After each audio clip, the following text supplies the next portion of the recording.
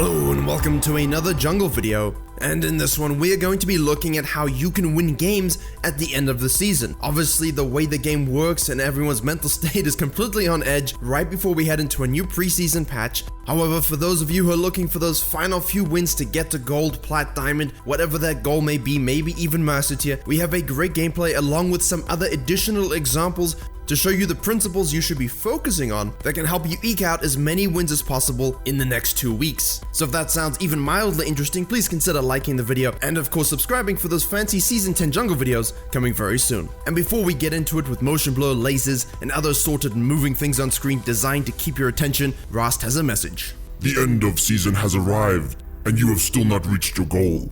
How sad. But that's okay, OP.GG is here with their Chrome extension to automatically enable that multi-search you need to scout your teammates' inadequacies. It will give you their win rate, their most used champions, their main roles, their win percentage, their mastery levels, everything you need to know which lane to camp. It will also open a stat page for the champion you chose, and along with the automatic rune setting and automatic item recommendation, the OP.GG extension is here to help you win, climb, and conquer. Please click the link in the description below.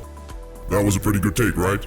And so we jump into our game, and the first thing is please pay attention to jungle lane interaction. Level 1 invades, defending entrances, lane is you need to do it, junglers you need to do it. I do not care what MMR you win. This tilts me no end whenever I see it, and guess what? I do really see it from Iron all the way through Challenger. I have no idea what's so important about that tower that you need to sit right on top of it. I also have no idea why people invade when you have 2 people. Look at this. The Kana put down a really nice vision ward, and the Janna had as well. And now when the enemy team goes on a very arrogant invade because they have Morgana, they think, hey, we can do this. What ends up happening is that the rest of their team backs out, they get really focused on the Janna, and as such the Kayn picks up 2 kills before the buff even spawns. Not to mention he wants to go Shadow Assassin, and they're both ranged targets, so that's just juicy blue orbs. So whether your laners are sitting on towers doing absolutely nothing, whether you as a jungler are just sitting on the buff doing absolutely nothing, don't go on uncoordinated level 1 invades. If you're not gonna go invade, sit in the jungle entrances, ward it up, and play safe. I know everyone is aware of this and I don't need to highlight it. It's just at the end of the season people are going to do more desperate things. People are going to try and make plays more so than they otherwise would, and so playing a bit more reserved in terms of using your brain can really end up giving you advantages like with this Kayn's team. Also, why don't you comment below what MMR you think the main gameplay example between the Kayn and Master Yi is, and we'll see at the end of the video if you are correct, because that could be interesting to see given that we are surrounded by fiestas at every level at the moment. So the thing about Kayn is, yes, he can actually have some really good counter ganks, yes, he can have some lane presence, but we all know his power is in farming extremely efficiently and rotating to situations to pick up orbs and get that form as soon as possible. However, we don't want to waste a 2-kill lead like this Kayn does. Over the next few minutes, he really lacks that lane impact, such that the Yi even conducts a nice gank on the bottom lane to even up the jungle kill score by grabbing a double kill himself. Now bot laners, I know you want to shove and deny and things like that, but at the same time you gotta use your brains. End of season, junglers are definitely gonna be over ganking if they can. Please do not put yourself in a position to be cleaned up 2v1 just because you're trying to hard push a wave to get an extra long sword. However, during this time, Kayn got some nice counter jungling off, a bit of scouting over the enemy's jungle, that's very nice. He takes his red buff, and then he can conduct, finally, another gank on the bottom lane, and this took a long time. That's a long time with no lane impact. I do not suggest that, and that's why I'm showing you this. Yes, he does go on the bottom lane, an unnecessary flash on the Morgana, good ultimate onto the Kai'Sa, good follow by the bottom lane, so that's a very nice double kill for the team. But if we cut away to this Rengar example, tracking the enemy jungler and being in position to counter gank if you are something like a Rengar, something like a Kayn, needs to be your primary goal. If you're not going to be dictating the ganking pace by setting that up yourself, at least track the enemy jungler, and when they come in, even if the target selection is a little weird, make sure your laners get to survive and get something out of it without actually being killed in any situation. And then show a little bit of patience. That can be absolutely huge, and guess what? Season 10 2-minute respawn timers on your camps. If you show too much patience, you're just going to lose a whole bunch of farm. So next 2 weeks is when you can actually still use this strategy very well. And when the laners come back, hang around a bit, jump on them again, and now you get a flash and a heal maybe, and then you can finally retreat, regain control of your jungle, get those item spikes and so on. Now jumping back to the Kayn game, river control and playing around skirmishes is actually most important in this end of season. One of the most important tips is showing a bit of restraint. Don't be over aggressive, don't be too risky. Yes, you don't want to be risk averse, but you don't want to bet all in on every single situation because you need to be a little bit selfish with your own life. And yes, they get a kill here with the Victor's roam, that's nice. You were trying to counter jungle, you flow back into the river, that's a kill. When the Kiana comes down and you're outnumbered, and again, it's Kiana, Morgana, don't go back into the situation. The Victor's gone, rest in peace, you won't be seeing that version of him again. Leave the situation, be selfish with your life, do not greed for more stacks, do not greed for more orbs. Because when you die, you give up control. You are no longer on the map to be able to dictate anything. And as such, the Master Yi gets a free herald, and even if this Master Yi seems like a bot to you, he's still got an objective, and you still died. Okay, so now we've talked about that, we always talk about ganking.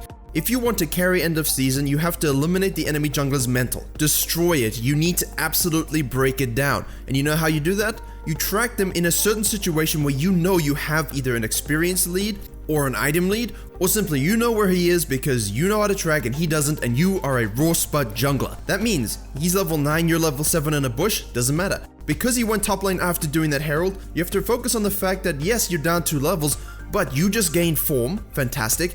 And you also have a longsword advantage over him. You both have jungle item, but because you had died and gone back to base, maybe you don't die on purpose, but you have that item advantage over him. Say what you want about the nature of the fight, surprise him, kill him, walk away. Look at the Akali, didn't even realize. Yes, you could have probably gotten away with those Krugs there, but the Akali might actually rotate at some point. However, in this case, she herself is also tilted. Now the jungler's pissed at his top laner, he's already tilted by his bottom lane after that level 1, and the fact that he's 2 levels up on the Kayn and still gets surprised and killed means he's probably throwing his pom-poms around in his room. You can see what I mean just by some of my personal Rek'Sai examples of how causing a mental breakdown in the enemy team is basically your core goal, and yes, you can do that through regular gameplay patterns, but you also need to employ those tactics at heightened awareness. When someone's going back low HP under tower, you roam on up, you steal the kill, that's very tilting. When you see the enemy team going for that fire dragon and you just have the better jungle sense in your mind, they think they have a freebie, but your enormous IQ cannot be contained and you snipe the fire dragon with your Rek'Sai IQ. Let's cut away to the Rengar example because everyone always complains, hey Virkayu, what if the top laner does rotate and then she kills you?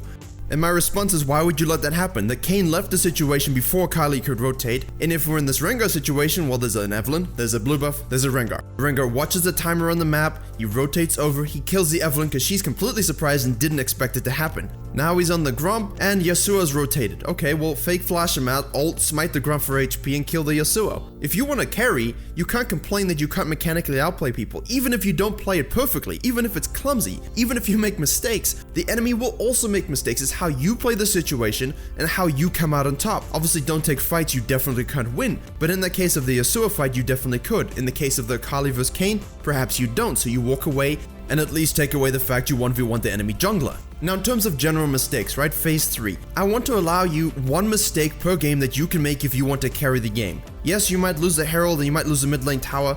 It's okay to be a little bit greedy every now and then to overestimate your own power level and advantage over the enemy team. Okay, maybe 2 mistakes, but maybe not so close together. The issue is when you make 2 mistakes like the Kayn does here, you risk blowing the game open in the other direction, throwing your pressure, throwing the lead, losing objectives. That's not really what you want. 1 mistake, dying out of position, that can happen, but you need to say my bad. In chat, even say my bad. Let your team know you realize it was your mistake, you don't blame anyone else, and from now on you're going to keep on carrying. And the best way to come back from a mistake, ignore your camps, ignore everything else, rotate straight to the top lane, take all 3 of them out. Back-breaking move, and now you focus on taking that tower. Get that objective. There's nothing worse at the end of the season when an enemy team is tilted, they make 1 comeback play and they start to semi-believe they can win again before you remove that caffeine high and make it basically like they've been on cold turkey for a week. You need to make plays that force the enemy team to realize they're not going to win this game. That's the kind of mentality you have to have, and yes, you're allowed to make 1 or 2 mistakes, but ganking lanes and applying pressure is one thing, but these heavy tilt-inducing moves like the Rek'Sai Dragon Steal and the Tryndamere kill at the beginning, or the Rengar invade on the Evelynn who also killed the Yasuo, or the 1v1 on the Yi who's 2 levels up on you. These things are absolutely crucial to winning at the end of the season because everyone's ego, everyone's mentality is on a fragile edge. All you need to do is give it a little bit of a nudge. And yes, to use our Rengar again, that means tower diving and ADC using both sums and she still dies and you still get out. Now you might be looking at the Kayn's KDA and thinking, well, he's not really solo carrying. But not yet. The plays he's made have been the motivators for his team. As such, you need to continue to look for picks and take the lead because your team will follow you if they have seen you are showing the alpha playstyle. Let them follow the raw spot jungler into the mashed potato pit of victory. And again, that means preying on the enemy team's complete unawareness of a situation. Master Yi's going back, you had vision of him, flank him, kill him. Kai'Sa doesn't know what to do, kill her too. Push towers now. Whenever you have a numbers advantage, push towers. Whenever you have vision control in the enemy jungle, set traps, sit there, be patient, let them come to you, kill them, and then continue your objective focus. It's very much about unrelenting pressure, not falling back into your jungle to do a full clear anymore. It's about setting up camp in their territory, abusing their laziness, and making those picks and then focusing objectives. It's an unrelenting pressure. And that means even though the Kaiser was just killed and the Master Yi was just killed and you took his whole jungle again, the Kaiser comes back into lane. Take the Shadow Assassin, roam on down, kill her. You don't even need to hit all your spells. Even if you miss where she's going to go, as this guy does, you can end up just still killing her anyway. That auto attack is very important from Shadow Assassin, by the way. You'll notice from the combos, hitting your spells is good, hitting your ultimate is good, but that auto attack coupled with that magic damage passive is actually really huge. The same thing with unrelenting pressure in our Rengar example. The Varus and the Rengar scan out a bush, they sit in it, they're just waiting for the Evelyn to show up, and when she does, they have a double surprise for her, and it's Evelyn, so, you know, maybe she enjoyed it, maybe she didn't, but she's not going to win the game. And from there, you do of course need to close the game out. So as an assassin, if we speak specifically to that playstyle, we've talked about this a lot recently, and I will link videos in the top right and in the description if you're interested in the macro and positions of assassins in terms of endgame team fighting and picks. But you see from this Kayn a good bunch of examples, and the Rengar, which I'll throw in there as well. Make sure you are the one with the vision control. Make sure you are the one ensuring the game is always a 4v5 by taking someone out. And when there are skirmishes and teamfights, use your mobility, as all assassins have, to get in position, clean up, and don't let your teammates fall down by making stupid mistakes. The Kayn in this game ended up with 14 kills, 4 deaths, and 9 assists. And of course, you saw earlier he was 4-4 and 3. So after those 2 mistakes that he made in the mid lane, he made no more for the rest of the game and basically just cleaned up, making all the plays necessary for his team to win. And just as a final note, using the Kayn game as an example, keep your mentality very strong. If the enemy team is the one in Kayn's position where they have a better team fight, they have a huge lead, and you are just holding on for dear life, you're not sure if you're going to be able to win the game. Team with the strongest mental fortitude, the team that makes the least mistakes, and the team that capitalizes on an enemy mistake will be the ones to win the most and reach their goals by the end of Season 9. Of course, this also works at any time during the season, specifically during placements as well when people are a bit more nervous about those victories. Hopefully it can help you get your final wins that you need for the end of the season. Best of luck in getting your desired rewards. Thank you very much for watching. As always, please do like, share, and comment if you did enjoy. We always like to try get around 1,000 likes per video. Consider subscribing on the road to, I don't know, what are we going for now, 200,000? And as always, I will see you all in the next tutorial.